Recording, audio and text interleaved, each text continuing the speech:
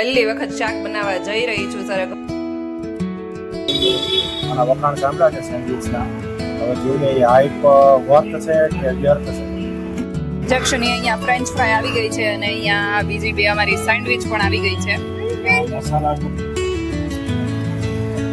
3 ચટણીમાંથી મને વચ્ચેની ચટણી બહુ ભાવી. હું જામુન શોર્ટ યા તો ફિર જામુન કેન્ડી બનાવીશ. Hello friends, very good morning, જય શ્રી કૃષ્ણ એન્ડ જય Swaminarayan. Welcome back to my channel. હવે સરગવાની સિઝન આવી ગઈ છે એટલે હું પહેલી વખત શાક બનાવવા જઈ રહી છું સરગવાનું. એમ ખાધું તો ઘણી વખત છે, પરંતુ હું સુરત હતી ત્યારે ખાતી હતી. પછી અહીંયા આવીને તો મેં ક્યારેય બનાવ્યું નથી, પરંતુ આ વખતે સિઝનમાં મને સરગવો માર્કેટમાં જોવા મળી ગયો એટલે આપણે ગઈકાલે લઈ આવ્યા છીએ અને આજે સરગવાનું શાક પહેલી વખત બનાવવા જઈ રહી છું. કેવું બને જોઈએ હવે. તો ચલો ફટાફટ. જો મારા મમ્મી આવું કરતા હતા કે પહેલાં આવી રીતે કટ કરી નાખતા હતા, પછી એવી રીતે આની જે છાલ હોય એ કાઢી નાખવાની અને અહીંયા વચ્ચે એક કટ મારી દેવાનો, અંદર ચણાના લોટનો મસાલો ભરવાનો અને પછી એને વઘારી નાખવાનું. અહીંયા તમે જોઈ શકો છો એક એક આંગળી જેટલી મેં બધી જ સરગવાની શીંગને કાપી લીધી છે અને એની છાલ પણ ઉતારી લીધી છે. તો આપણી બધી જ શીંગ કટ કરીને રેડી છે અને એને તમે જોઈ શકો છો અહીંયા વચ્ચેથી મેં કટ માર્યું છે અને એના અંદરથી બધા બીજ આવે એ કાઢી લીધા છે. અને અહીંયા ચણાના લોટનો મસાલો બનાવવા માટે ધાણા જીરું, હળદર, ચટણી અને ખાંડ એડ કરી દીધી છે ચણાના લોટમાં. હવે થોડું તેલ નાખીને આપણે સારી રીતે બેટર બનાવી લઈશું અને બધી જ શીંગની અંદર ફિલ કરી દીધો છે અને આટલો લોટ વધ્યો છે. વૃષભને સિટીમાં થોડું કામ છે અને આજે એને રજા પણ છે એટલે અમે વિચાર્યું કે ચાલો અમે લોકો પણ જોડે આવીએ, એટલે જક્ષુને પણ એક રાઉન્ડ લગાવાઈ જાય, બહાર થોડો જઈ આવે. બાકી તો આખા વીકમાં જનરલી બહાર જવાનું ઓછું થતું હોય. તો આજે અમે લોકો સિટીમાં અત્યારે જઈ રહ્યા છીએ અને પછી ત્યાંથી એક જગ્યાએ વૃષભ અમને લઈ જવાના છે. તો જોઈએ હવે ત્યાં શું મળે છે અને એ આગળ વિડીયોમાં તમને બતાવતી જઈશ. જક્ષુ પણ રેડી થઈ ગયો છે ગોગલ્સ પહેરીને. હે જક્ષુ? અમે આવી ગયા છીએ વડોદરાના ચૌટામાં, એટલે કે સુરતમાં ચૌટા બજાર છે ત્યાં સેમ આવો રોડ છે અને વડોદરામાં પણ એવો જ છે.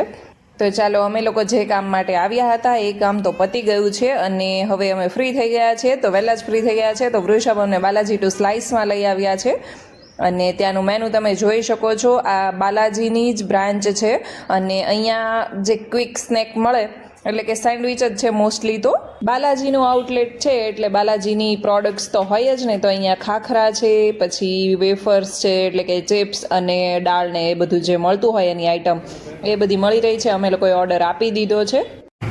આપણે 2 સ્લાઇસ બાય બાલાજીમાં આવી ગયા છીએ. રાજકોટથી શરૂ થઈ ગઈ. રાજકોટના ઘણા લોકો પાસેથી આના વખાણ સાંભળ્યા છે સેન્ડવિચના. હવે જોઈએ એ હાઈપ વર્થ છે કે વ્યર્થ છે. ફ્રેન્ચ ફ્રાય, મેગી, સેન્ડવિચ એ ટાઈપનો સ્નેક તમે અહીંયા કરી શકો છો.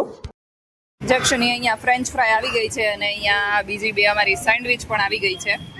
મસાલા ટોસ્ટ છે અને આ પનીર તંદૂરી ને મસાલા ટોસ્ટ એ બંને આવી ગઈ છે આપણી. હવે ટેસ્ટ કરીને જોઈએ.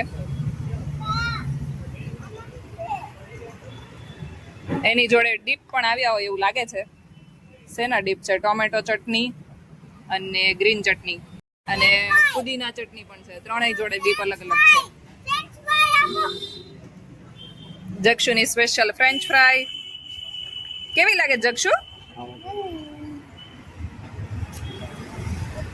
3 ચટણીમાંથી મને વચ્ચેની ચટણી બહુ ભાવી. એ ચટણી વિશે તમારે શું કહેવું છે? બરાબર. રાજકોટની સ્પેશિયલ ચટણી આવે એ છે આ. એના જેવી લાગે પેલી રસિકભાઈની ચટણી આવે ને. મેં અત્યાર સુધીમાં એ એક જ વાર ખાધી છે. એ હું કોલેજમાં હતી ને ત્યારે મારી એક ફ્રેન્ડને ત્યાં મેં 2-3 વખત ખાધી. સિમિલર ટેસ્ટ લાગે છે. મંગાવી લીધી છે મંચુરિયન સેન્ડવિચ અને તંદૂરી વૃષભને બહુ ભાવી હતી એટલે એણે બીજી વખત તંદૂરી મંગાવી છે અને મેં મંગાવી લીધી છે મંચુરિયન સેન્ડવિચ. હવે જોઈએ મંચુરિયન અને સેન્ડવિચનું કોમ્બિનેશન કેવું લાગે છે. નાસ્તો કરીને અમે લોકો નીકળી ગયા છીએ ઘરે જવા માટે. વૃષભ, આપણે બાલાજીમાં સેન્ડવિચ ખાવા ગયા હતા, એ તમને બીજી વાર જવા જેવું લાગ્યું કે? ચાલે, એકવાર ટ્રાય કરવાની. સ્પેશિયલ નહીં જવાનું, રસ્તામાં આવતું હોય તો જઈ આવવાનું. મંચુરિયન સેન્ડવિચ તો નહોતી બરાબર. પેલી મસાલા ટોસ્ટ ને પનીર તંદૂરી હતી ને કઈ? હા, પનીર તંદૂરી જ હતી. સારી હતી. પેલી ગ્રીન ચટણી મસ્ત હતી, પેલી રસિકભાઈ વાળી. પેલી ઓફ વ્હાઈટ ગ્રીન જેવી હતી ને ઈ આખી ગ્રીન હતી ને એ ફુદીના વાળી હતી. અત્યારે સેન્ડવિચ ખાઈને આવ્યા હતા તો એટલી બધી કંઈ ભૂખ હતી નહીં, એટલે અમે અત્યારે મકાઈ બોઇલ કરી લીધી છે અને મકાઈની ભેળ બનાવીને ખાઈએ કે એમને ખાઈએ જોઈએ હવે. આ આપણે જે કચ્છથી ટેટી મંગાવી હતી એ ટેટી બધી જ પાકી ગઈ છે, એટલે આ ડબ્બાની અંદર એને સ્ટોર કરી દઈએ. અને અત્યારે જાંબુને બહાર કાઢી લીધું છે, જાંબુનો પલ્પ. એનું જામુન શોર્ટ યા તો ફિર જામુન કેન્ડી બનાવીશ.